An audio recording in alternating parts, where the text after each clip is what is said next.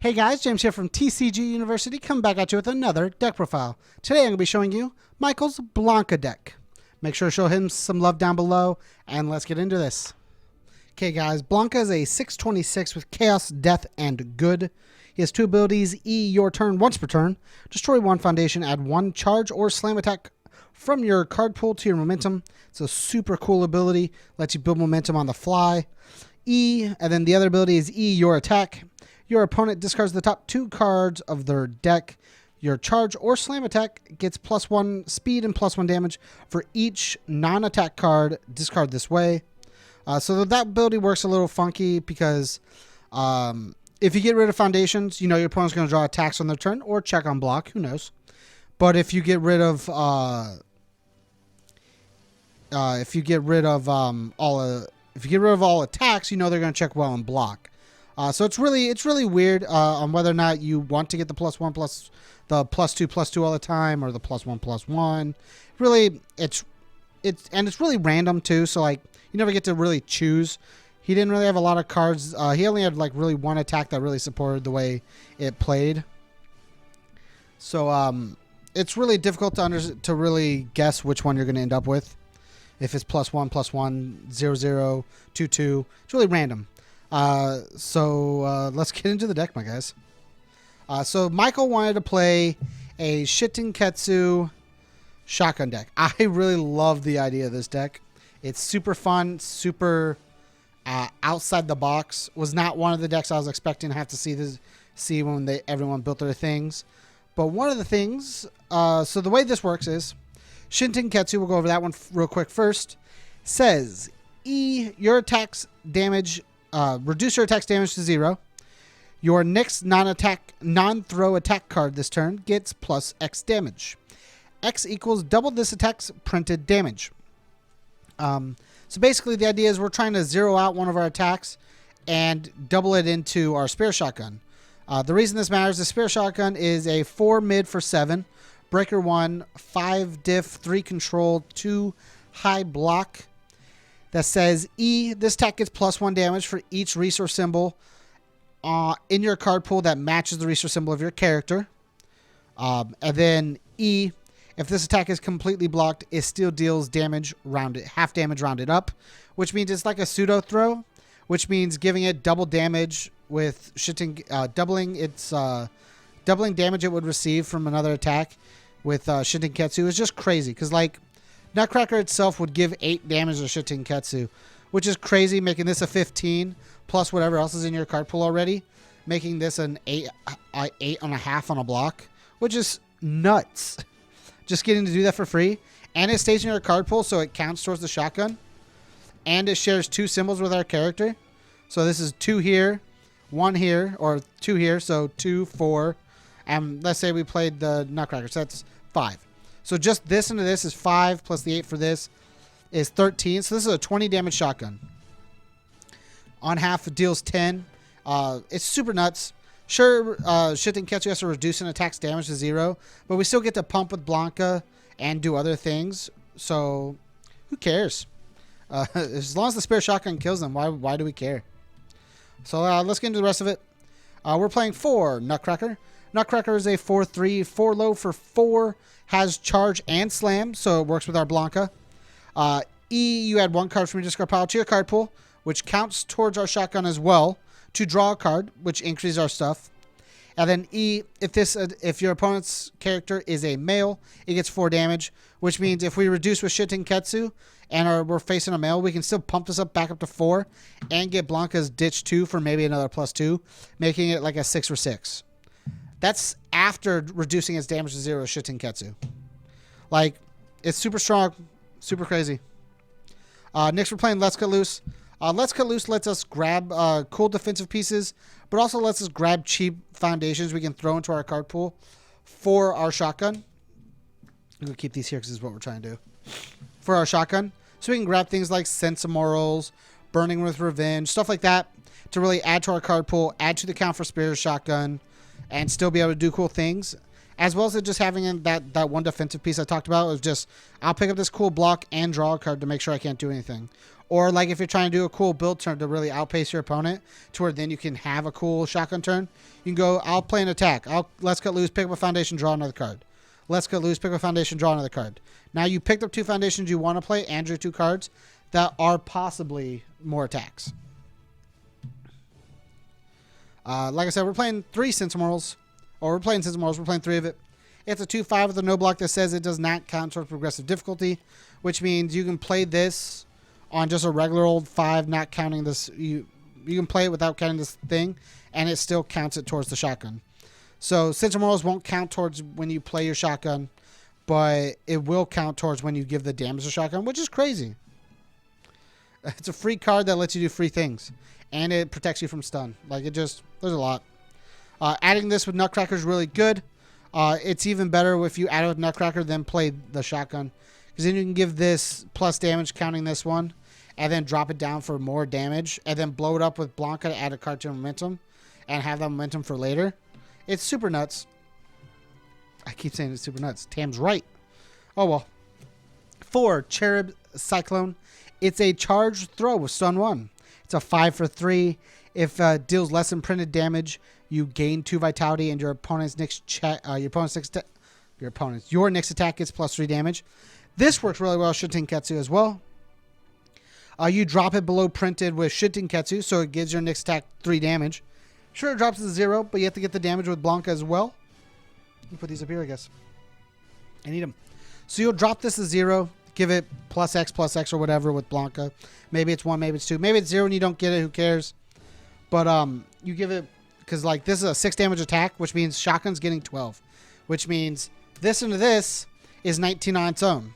19, 20, 21, 22 damage just with this. Which means that's an 11 damage shotgun. That's not counting if, say, this gets the 3 damage. So that makes it, so plus 12 makes that 19. Actually, 20, 21, 22, 23, 24, 25, 26 damage. Meaning this is a 13 damage shotgun. All for just Shintenketsuing this cherub. And it's a throw. So like if you don't do that and you just give it give it like the max 2/2 with Blanka, it deals 8 damage or 4 damage. If you give it 1/1, it deals 7 or 4, which is crazy. It's really weird how strong this cherub is actually in this deck. That's nuts. Onto more attacks to give more damage to our shotgun. Spirit Charge Kick, same thing. This gives a guaranteed. This one gives a guaranteed 2 damage. Because it gives a symbol for every symbol it shares with our character. So it gets 2. Making this 9 plus the 12 is 21, 22, 23, 24, 25, 26. So again, this right here is 13 damage. Super nuts. Super crazy. And it has that nice 0 low block. And it improves the check for our shotgun. Your next check to play in your next attack this turn gets -1 difficulty, meaning this is a 4 diff, so like this right here is 5, 6, 7, minus your 1 is a 6. So like you get to play it for cheaper as well, which is pretty cool. And then the last charge attack in our deck, Spirit Charge Punch. It's a 4 mid for 4 reversal charge. This attack, the next attack played this turn gets +3 or -3 damage. So we can neg an attack on our opponent's turn, or give our attack 3 damage. So like if we did this, it would be, let's see here. This makes that 10 and then 8, so 18, 19, 20, 21, 22, 23. So this is a 23 damage attack, which isn't too bad. Because that's right there's another, that right there's a 12 on a half block. So like it's nothing to sneeze about. It's pretty good. And then the last card we're playing in our deck, last attack we're playing in our deck, right? Last deck, yeah. 2 Dark Cherito. This is just really good. We give momentum with Blanka, so being able to just dump out momentum and use Dark Cherito is really cool. But it also works really well because one of the ways you counter shotgun is through damage reduction. I'll play Deliverance and drop your 20 some odd damage shotgun down to 4. And then your shotgun does 4 damage and you feel sad. This just says your opponent's not allowed to do that. They can't cool borrow you because the attack could reduce the damage. They can't palindrome you. They can't do anything that would reduce the damage of your attack, which just means you don't have to deal with it. Just turns off an entire defensive piece you have to worry about. On to other things. We're playing 4 New Empress in Netherrealm. New Empress is a 1/5 spam that says lose 3 vitality, draw a card. This works really well because it lets us get more cards into our hand to try and get more cards on our card pool for shotgun. Like I said, the idea of the deck is just to play shotgun at its height. Shintenketsu into shotgun is just super, super strong.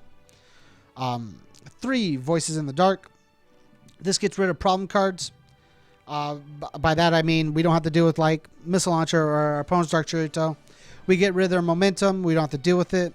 It's also very good for making sure that we deal with the word I want is just we get the damage negate. We get to reduce damage and not take as much and live longer. I don't remember what I was going to say, but that worked.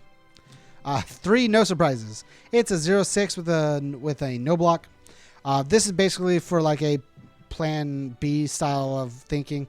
You can check a 4 to make our opponent discard the top card of their deck. We're already making them discard with Blanka, which means we force them just to discard just a little bit faster. Maybe if we don't exactly kill them, we kind of end up in a stalemate. They might just deck themselves out.